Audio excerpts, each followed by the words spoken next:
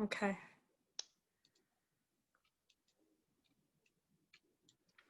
Okay. Josh or Brandy, are there any questions you want to bring up, or should we just go into the breakout rooms? I think there's some questions that apply to everyone, but I think we can just discuss them in the breakout rooms. Great. Okay. So we have some planners and planning directors here that you can talk to. And I believe Maisha is making it so that if you haven't been assigned a room, you're able to join one. We haven't opened them just yet. So let me just explain who's going to be in the rooms, and then I'll let Maisha open the breakout rooms. So from Corte Madera, we have Senior Planner Martha Battaglia. And from Larkspur, we have Planning Director Neil Toft and Senior Planner Kristen Tite. Sorry, Kristen, if I didn't say that correctly. From San Anselmo, we have Planning Director Elise Simonian. And then for Unincorporated West Marin, we have Manny Barraquette from the Planning Division, and we have Gwen Barrett from our Environmental Health Services.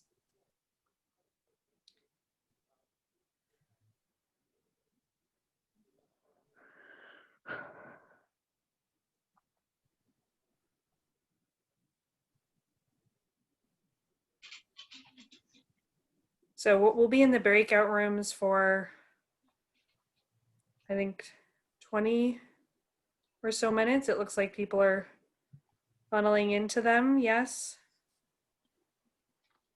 Jillian, Yes. can you assign me to Corte Madera? I was put into the West Marin room.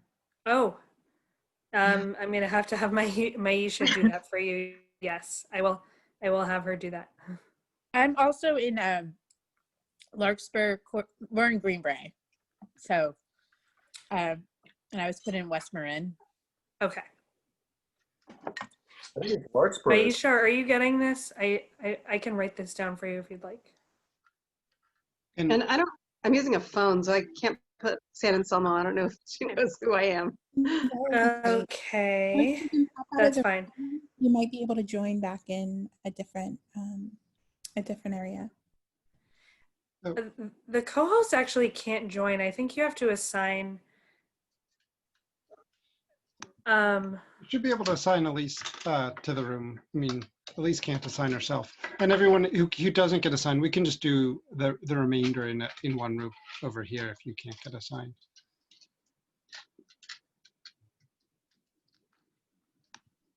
I don't know how we. I'm also on a phone, but I can't get to a breakout room. With a video, whatever you do. Okay. I think let's try to get Elise to San Anselmo because she's the only planner who's going to be in there. So let's get her to. Sorry. Why don't I start answering some questions while we assign people? So you guys might be, because a lot of the questions apply to everyone, to all cities. Some of them apply are city specific. So we thought if possible, let's pair you city specific. But why don't I just start answering some of the questions, or we can take some of the questions. Hey, I'm sorry, I have a question. I believe Greenbrae is part of Larkspur, but I think I've been assigned to West Marin. Is that not? Greenbrae is actually unincorporated. It is unincorporated. Yeah, so you can actually ask your questions of the West Marin planners because they serve your area as well. Got it. I thought that parts of Greenway were in the Larkspur. Yeah, I'm pretty sure that's not. You'll actually have to check your. Yeah, when you look at the zoning, it says Larkspur. Yeah. If you check your address and it says it's in incorporated Larkspur, then let me put you in. Okay, so. I'm pretty sure we're in Larkspur, right, Ben? Yes. We're in Larkspur. Can we get into? Can D Cough Tree go to unincorporated? Where are you now? I think it offered us Corte Madera, but we're Okay. in unincorporated. Okay, sure. Okay. Jillian, I'm still. How do you find out? You're still okay. Yeah, Okay. I'm not in my room yet. Okay, let's see. Darn. How do you find out? Are in. That's why. Okay. Sorry, Martha. There There we go. Okay. we go. Also, when are the materials going to be ready? Like the pamphlet on the website? Well, the Um, website is ready, go but ahead. the workbook should be what month are we in? It'll probably be mid-November, is my guess. So what are they going Before to the be holidays. presenting today? I'm a bit confused on what we're actually learning about. Well, we presented about the website. We're giving people the opportunity to talk with their jurisdictions and answer specific questions, and then going in a little more in depth on issues we've heard were of interest, like renting your ADU and financing. I mean, we wrote the workbook, so if there's any questions you have that are answered in the workbook, we can answer it. Mm-hmm. Okay, why don't we start, for anyone who's in this room, why don't we start just handling some questions, and as some people might get assigned other places, feel free to chat to Jillian if you need to be assigned somewhere else. But I'm going to start with what constitutes an efficiency kitchen versus a regular kitchen. There's, I would have to pull up, sorry, I would have to pull up the state definition, but generally the efficiency kitchen means you can just have like a plug-in hot pot in most cities. Some cities interpret it differently. You can have like have a plug-in hot pot or a plug-in microwave. And then there's not minimum counter requirements and other things like that are in the building code. So that's kind of the difference. It can be smaller and it's actually less prescribed about what exactly is in the JADU kitchen. How does the ADU work with multifamily properties? And I guess if anyone else, any other staff people are here and you want to answer, jump right in. How does ADU work with multifamily properties, duplexes and triplexes? So this new state law created the special category of ADUs for multifamily.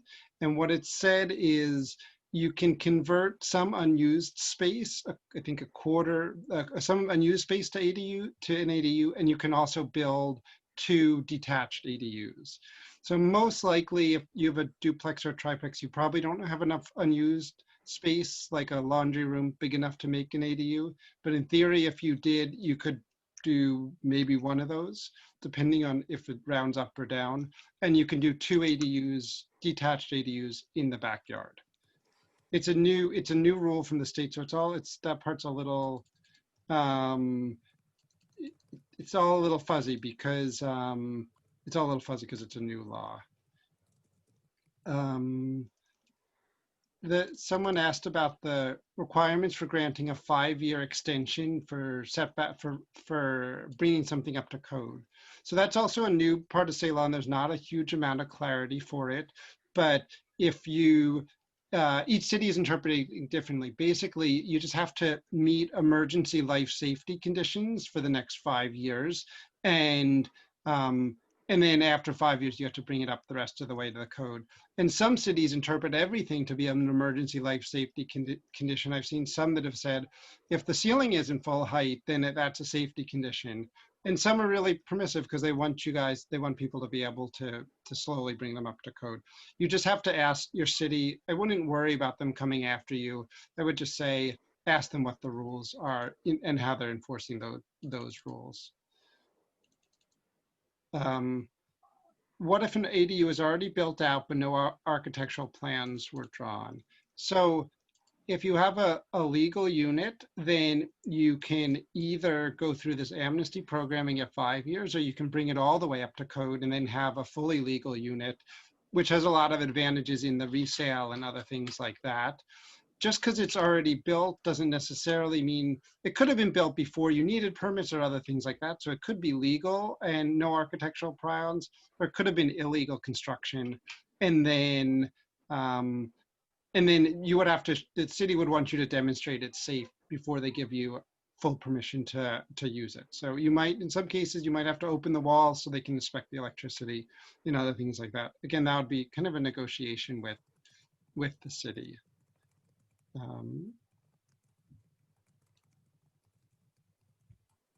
How are property taxes affected if I'm an older person with lower property income under Prop 13? That's a good question. So there's 2 parts to your taxes. There's your base tax, which is for your main house now, and that won't change. that'll still be whatever it is, and it goes up to 2% a year, and it's based on your purchase price. But then there's also a kind of a supplement to that that's based on improvements. So they'll tax, you'll get a supplement to your main Prop 13 base won't change, but you'll get a tax bill based on the value of the ADU. So whatever, if the tax rate is about 1% or 1.1%, you get a tax, and the ADU is worth $100,000, you would get a tax bill of 1.1% times $100,000, so basically $1,000. If your ADU is worth more, it could be more taxes. If it's worth less, it could be less taxes. If it's just converting part of your house, there might not be any tax bill at all. But the point, I think the most important thing is your main tax rate won't totally reset your main tax rate. Brandy, do you want to help pick out questions for me? Sure. People are probably getting tired of just hearing me talk too.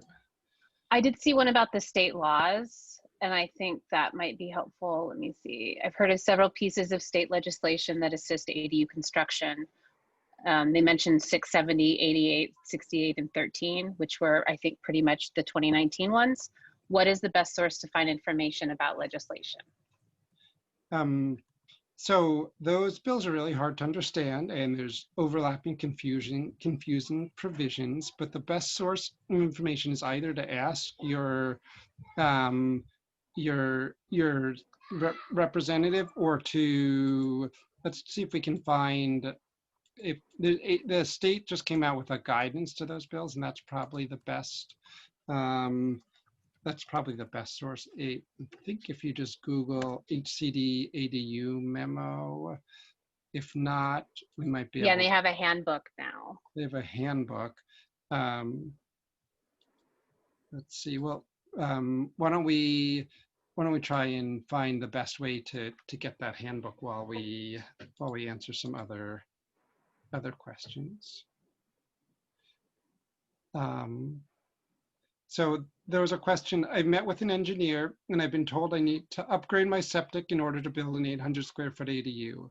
Are there lessenings of septic requirements applied for ADUs? No. If your septic is not adequate for an additional people living there, or it's failing, or there's other problems, you're going to have to upgrade it, which it's really inconsistent what it costs. Sometimes it's not that much to make it a little bit larger, and sometimes it's really expensive. So you'll just have to talk with both the county environmental health, I forget the division's name exactly, but county environmental health and septic and wells, or talk to a septic person, and they can give you a sense of how much work needs to be done and how difficult it is, which really just depends on your soil and so many really specific things.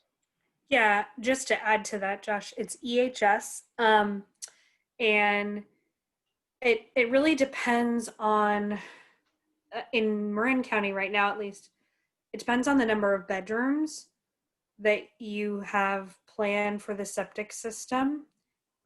So if you need to add a bedroom in the way of an ADU, does the septic system accommodate that? That's a very simplistic way of me trying to explain upgrading a septic system. So highly recommend talking to EHS. I actually put David in the room with Unincorporated Marin County so that he could ask Gwen, who's our representative from EHS, this question. Great. Brandy, were you able to find a good link for the state's handout about the new ADU laws? I can't search while sharing my screen, so Okay. someone else is going to have to find that. If we can find some time, we'll do that.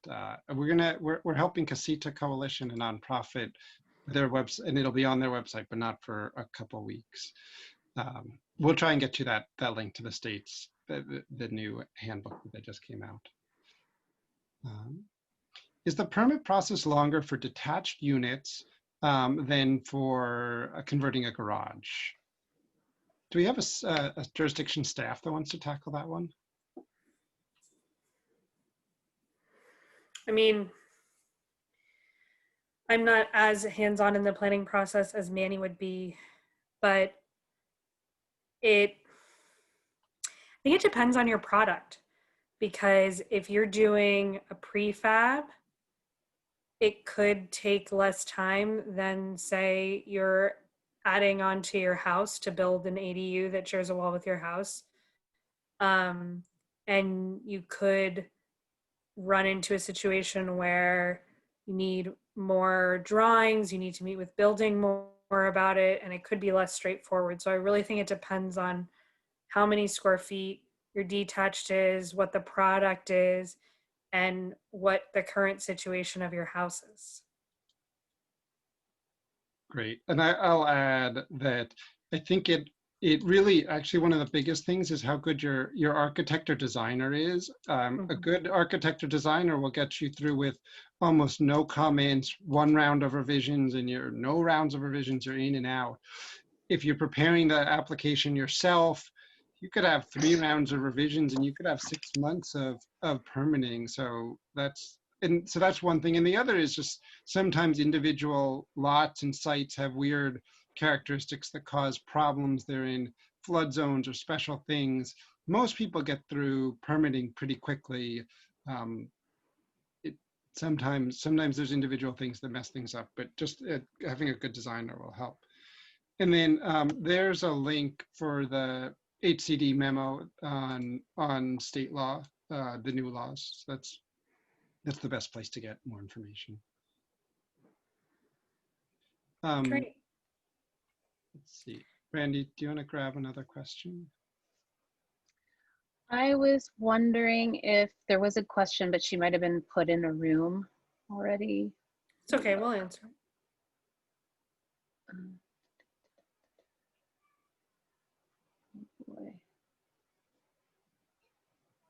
How about how much leeway does the county have in the unincorporated area for deciding on safety conditions for granting an extension? That was the question I was looking for. That's it's kind of a case by case. I don't quite understand the question. I'm sorry. Yeah, maybe if that person can add some more context, what type of extension are you asking about? The new state law about amnesty, or it's hard to know. So if they are asking about amnesty, we had an amnesty program for a while. We don't currently, but we've been meeting with code enforcement regularly, so it could be something. And then there's the state law provisions too. Correct, yeah. We do have a question from Sophia. She's asking, and this is a good question for Brandy and Josh, are there many certified prefab ADU makers? Yeah, it's a growing market. Prefab ADUs can cut the construction time down, and that are sometimes the permitting simpler. Sometimes people expect them to be a lot cheaper, but they're not always a lot cheaper when you add in sales tax, because you have to pay sales tax on buying it, as well as the site-specific work. But they sure make, if it works for you, they sure make it much easier. Like there it is, either they crane it in or other things like that. Or they're certified. So all prefab construction can be certified, usually is certified by the state. So most of the time, the locals will they'll check the inspections, they'll check, there's some environmental rules that are site specific, depending on where you are. They'll check those things, but for the most part, prefab ADUs, modular ADUs are inspected by the state. And we just, for liability reasons, we don't mention or recommend any, but there's probably 5, if you Google it, there's probably 5 or 6 that serve the Bay Area market. Did you answer the question about building? The space I have to build is in a creek setback. Are there exceptions to the rules that would permit an ADU? Was that question answered? That question wasn't answered. Can you say it again? Sure. Timothy says, the space I have to build in is in a creek setback. Are there exceptions to the rules that would permit an ADU?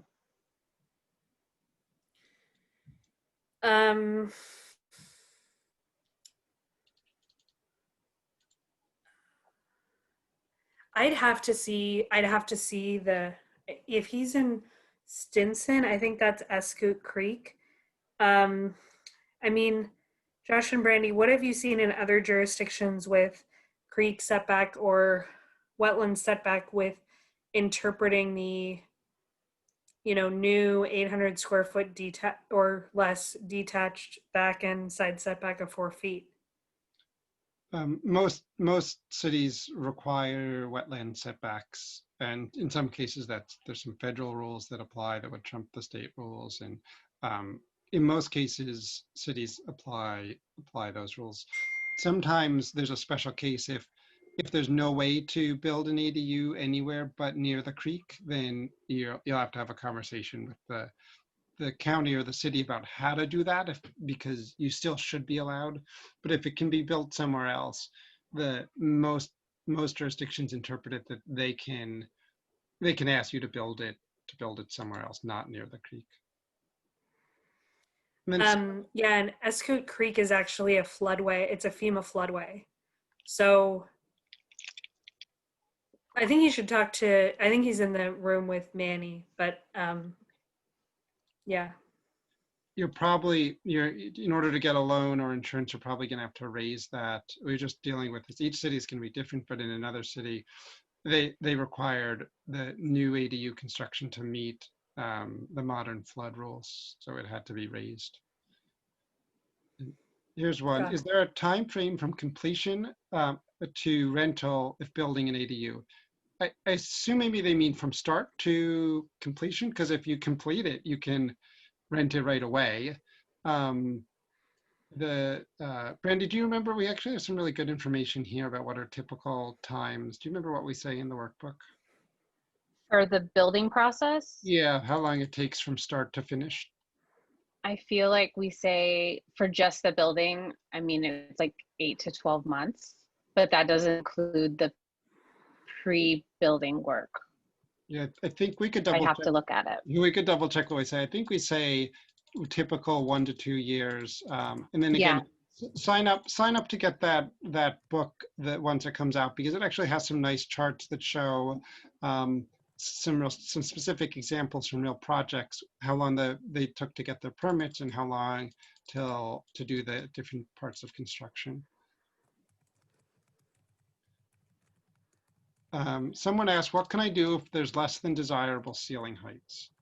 So if there's going to be a minimum ceiling height that you have to do for code, that if you imagine, what the code people will tell you is imagine like a firefighter running in and carrying someone out on their shoulder, and they don't want anyone bonking their heads.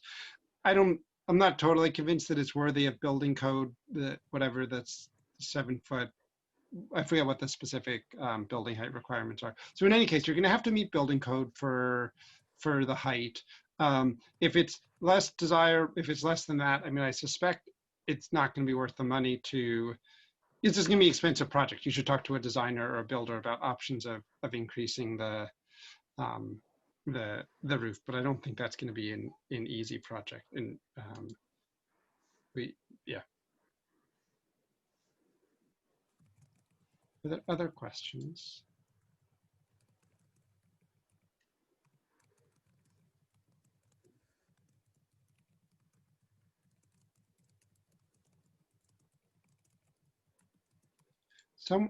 Someone had asked, are setbacks, how are setbacks the same for ADUs and regular buildings? And that's a little complicated. If it's a small ADU, everyone pretty much agrees. If it's under 800 square feet, everyone pretty much agrees that the rear and side setbacks are 4 feet. So that means you can build pretty close to the property line. A setback is how close to the property line you can build. Some different cities disagree about larger buildings, if they can build up to that 4 foot setback line, or if they enforce the larger whatever setbacks they have for the main house or for regular construction. You'll just have to ask your city or your jurisdiction how they interpret that provision.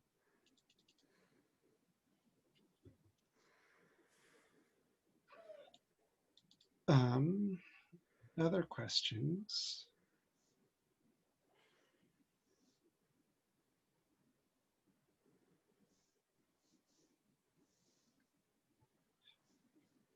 What are the lot coverage requirements? So again, lot coverage, some cities have rules about how much of the lot you can build on. And again, that's going to be vary from city to city and zoning district to zoning district.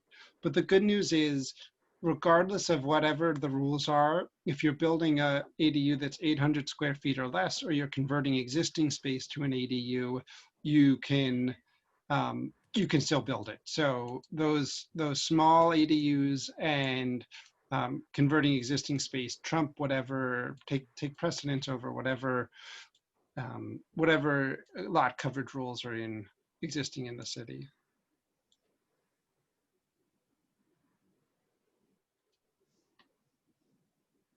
See if there's any others.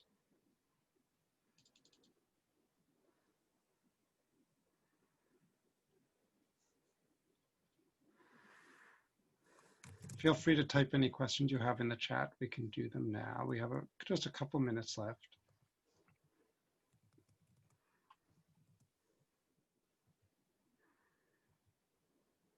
Well, so short of questions, I'll just talk for a minute about what I think is just some good advice. The first one is talk to the city early. If you go in and say, they won't charge you. If you say, I have some questions, you can just call first. Because of COVID, they all have different rules about making appointments or talking on the phone, but they'll give you good advice. They'll help you for free. Most city planners are they'll be happy that most of them will encourage ADUs. So it'll be a good, free, easy place to get started. And then after that, really there's some homework you should do about figuring out your goals and how you can afford it and other stuff. But the next best thing is just to find a designer to work with, to figure out if you want to do the prefab route or someone that'll do both design and construction, or just a traditional designer that just does the design. And call them. Finding one you like is going to be the key for a smooth building process. And my favorite trick for finding one I like is actually just obviously ask friends and neighbors, anyone who might have done construction. But I also like, if you have builders in your network, in your neighborhood, in your church, connected to you somehow, to ask them if they're interested in the project. Now, it's a little dangerous because if something goes wrong, you need to work through it with them. But most people find you just have the strong incentive to work together to solve it. You do have the theoretical problem or the potential problem that if you can't solve it, then they're still in your church or they're still in your neighborhood. But for the most part, if you have that personal connection, everyone will be really committed to just finding a solution that works for everyone. That's one of my favorite things that I've heard from homeowners in terms of tricks. Brandy, do you have other pieces of advice you like? Well, I did just look on another device to see what exactly we say in the workbook about the build time.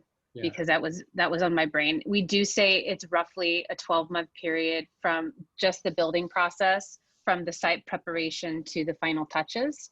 And then however long you take to design and to get permits, which could be 3 to 6 months. But we have some really great examples in the workbook, and we actually show the time that each took and so some took 13 months, some took 21 months. It really depends a lot on the conditions of your site and what you're trying to build. Great. Okay, great. I'm going to close all the breakout rooms. We'll see how that works, so that we can talk about some other great topics.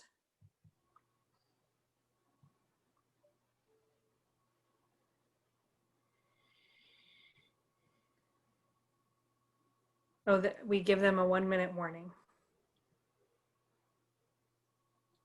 So in that last minute, I'll just say one more thing too, that garage conversions can be great, but they're a little bit of it depends a lot on the condition of your garage. Sometimes people think it'll save them a lot of money, and sometimes that's the case, but more often it ends up costing pretty similar to what new construction would cost, because the foundation's not waterproof, because the electricity's not in the wall, so you have to open up all the walls, and you end up not saving as much as you think, or not saving anything.